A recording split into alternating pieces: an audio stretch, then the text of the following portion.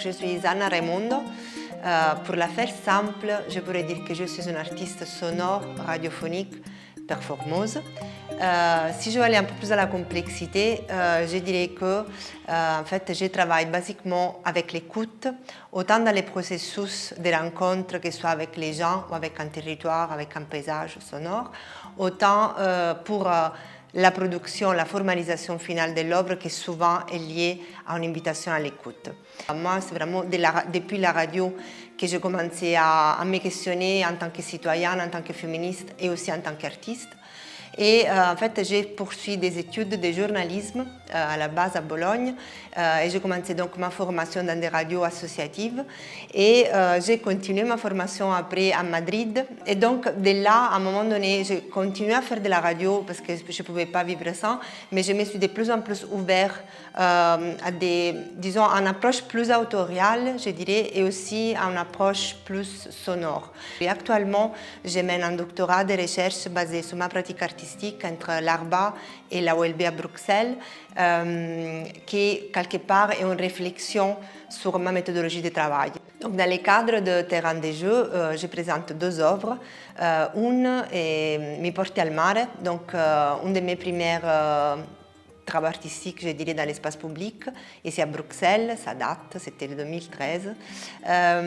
Et dans cette action, disons que la notion de jeu est vitale. Je me présente dans l'espace public en tant que sirène, donc avec un queue de sirène presque vrai, je ne peux pas bouger toute seule.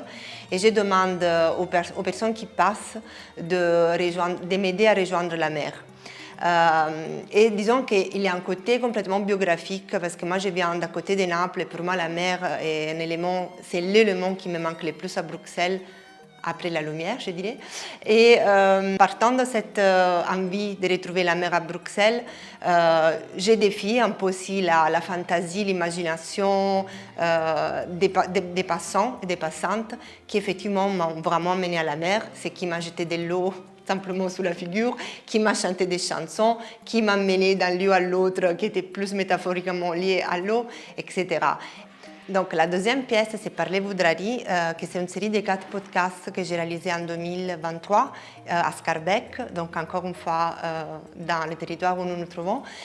Et dans ces cas-là, disons qu'aussi il y a beaucoup de notions qui reviennent, d'éléments qui reviennent dans mon travail parce qu'il y a un peu cette idée de soupe de langue qui est vraiment vitale dans mon travail, dans tout mon travail, dans ma vie d'ailleurs, parce que je suis italienne, j'habite à Bruxelles, mon compagnon est américain, etc., etc. Il y a la radio. Bon, sur le coup, là, il s'agit d'un podcast, mais il y avait quand même le studio d'enregistrement, les micros, qui pour moi est un élément central dans tout ce que j'ai fait. C'est-à-dire questionner les autres et me questionner en retour, c'est vraiment disons, la raison pour laquelle je continue à être artiste. Dans ce cas-ci, j'ai parlé vraiment de questions très précises, de pouvoir arriver à avoir une idée de ce que sont les draries et de les faire avec des personnes qui s'auto-identifient avec ces mots, qui sont étiquetés comme ça, parce qu'il y a quand même une nuance. Et donc voilà, pour moi, ici aussi, les jeux étaient très importants parce que c'était... quelque part, je pense aussi que les dispositifs radiophoniques en général, ça peut être assez... ça peut être un terrain de jeu.